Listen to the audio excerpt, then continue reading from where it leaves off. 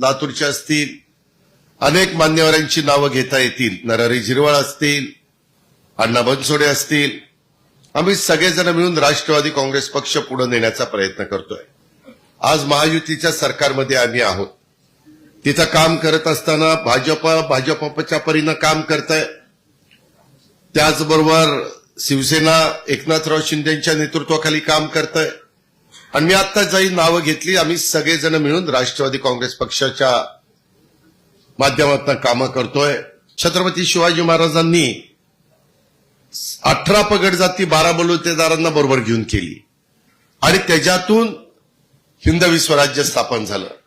नंतरचा इतिहास छत्रपती संभाजी महाराज आणि नंतरचा कसा कसा इतिहास बदलत गेला ते तुम्ही सगळ्यांना माहिती आहे.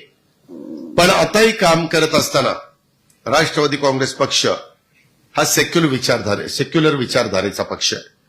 आणि त्यामुळं आपण सगळ्यांनी आपल्या जातीय सलोखा ठेवला पाहिजे. कुठेही एकमेकांमध्ये अंतर पडता कामा नये, एकमेकाच्या बद्दल दुस्वास दाखवता कामा नये, एकमेकाचे प्रश्न नीटपणे जमिनीवर पाय ठेवून लोकांच्या मध्ये मिसळून लोकांचे प्रश्न समजून घेऊन सोडवले गेले पाहिजेत. आपल्या इथं विक्रम काळे आणि सतीश चव्हाण हे तुमच्या दोघांची गावं ह्या धाराशिव जिल्ह्यातच येतात आणि त्याच्यामुळं हे एमएलसी म्हणून आपल्याला मदत करू शकतात.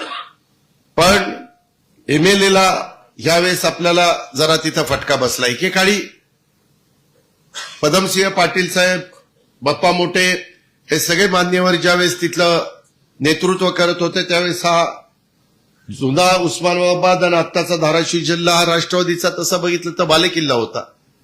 अनेकदा जिल्हा परिषदा वगैरे पदाधिकारी आपले असायचे, अनेक कारखाने आपल्या विचाराने तिथं चालायचे. सातत्याने डॉक्टर साहेबांच्याकडे महत्वाची खाती होती. डॉक्टर साहेबांनी पण त्या खात्याचा उपयोग आपल्या धाराशिव आणि उस्मानाबाद जिल्ह्याला कसा होईल हा प्रयत्न त्या ठिकाणी केला.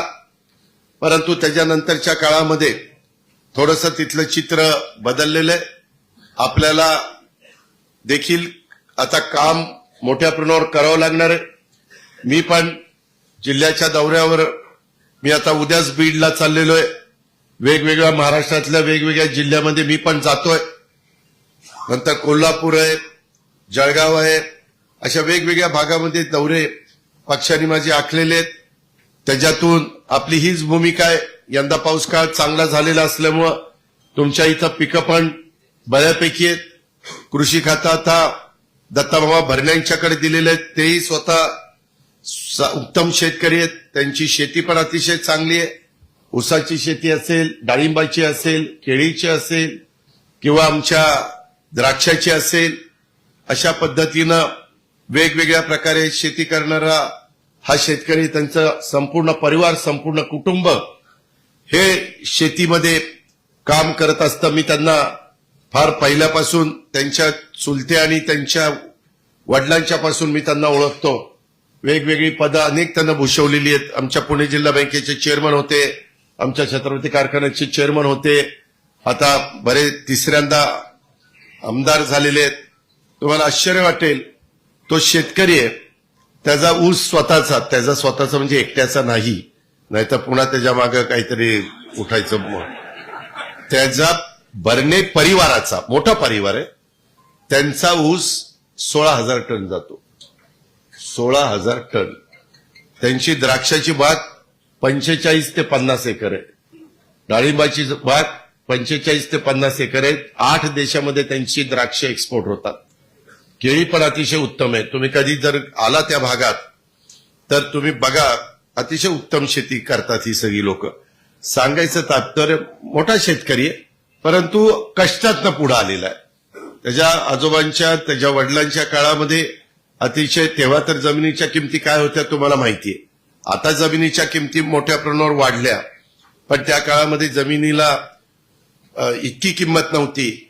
पण लांबनं पाणी कुठनं उजनीवरून आणलं, कुठून वेगवेगळ्या भागातनं विहिरी पाडल्या, बोर पाडले आणि प्रत्येक पाण्याच्या थेंबाचा वापर हा व्यवस्थितपणे केला, ठिबकचा वापर केला. अशा पद्धतीनं हा आडाचा शेतकरी आहे आणि त्याच्याकडे सध्या ती जबाबदारी आपण दिलेली आहे. त्यामुळं आपले शेतकऱ्यांचे प्रश्न, आपल्या वेगवेगळ्या प्रकारच्या अडचणी. आज आपण आता इनोव्हेशन सेंटर, इन्क्युबेशन सेंटर सुरू करतोय. आजच कॅबिनेटला त्याच्याबद्दलचा निर्णय झाला. अनेक जिल्ह्यामध्ये आम्ही करतोय.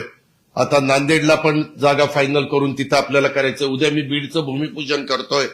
त्याच्यामध्ये साधारण तुम्हाला रेषे सांगतो, 200 कोटीचा प्रोजेक्ट असला तर टाटा ट्रस्ट आपल्याला 165 कोटी रुपये द्यायचे, 35 कोटी रुपये आपण घालायचे, आपण म्हणजे सरकारने.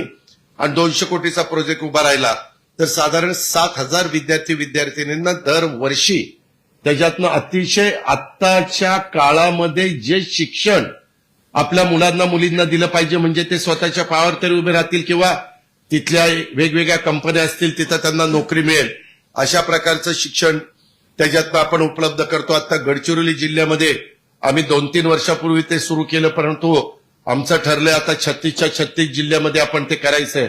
आपण आपल्या धाराशिव जिल्ह्यामध्ये देखील मी ते तुम्हाला मंजूर करून देतो. तुम्ही त्याबद्दल काही काळजी करू नका. कारण आपल्या इथली भौगोलिक परिस्थिती जरा वेगळी आहे.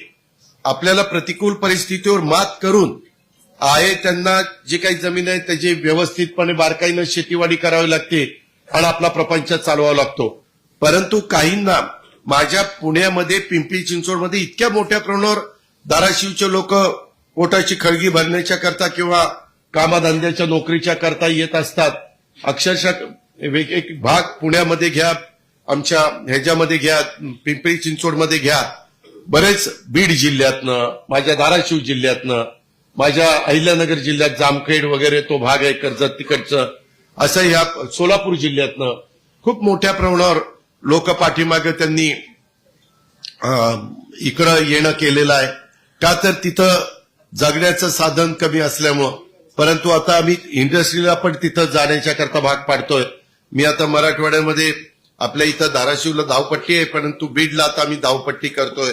तिथं विमानं कशी उतरतील, टेक ऑफ कशी होतील, रेल्वेचं जाळं आम्ही आणखीन विणण्याचा प्रयत्न करतोय, रेल्वे सुरू करण्याचं काम करतोय, नॅशनल हायवेच्या निमित्तानं मोठे मोठे रस्ते आपण अधिकचे करतोय. या सगळी कामं आपण केंद्र सरकार नरेंद्र मोदी साहेबांच्या नेतृत्वाखाली दिल्लीमध्ये काम करताय.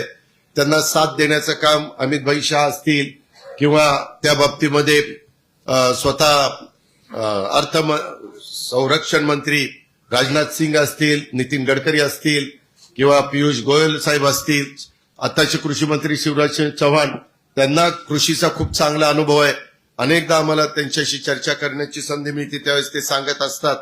या पद्धतीनं या सगळ्या मंत्री महोदयांचा उपयोग आपण आपल्या राज्याला घ्यायचा प्रयत्न करत असतो. आजच आमचं वाढवण बंदराच्या बद्दल पण मराठवाड्यातनं जो समृद्धी महामार्ग आलाय त्याला कसं आपल्याला जोडता येईल अशा पद्धतीनं आज आम्ही त्याला तत्वता मान्यता दिलेली, अशी अनेक कामं चाललेली आहेत. आता ही कामं करत असताना मी नेहमी सांगतो, सरकारच्या विरोधामध्ये म्हणजे सत्याच्या विरोधामध्ये राहून कामं होत नसतात. त्यामध्ये पुढची कुठली बैठक 6:30 असू दे, बसतील आमदार, काय बिघडत नाही.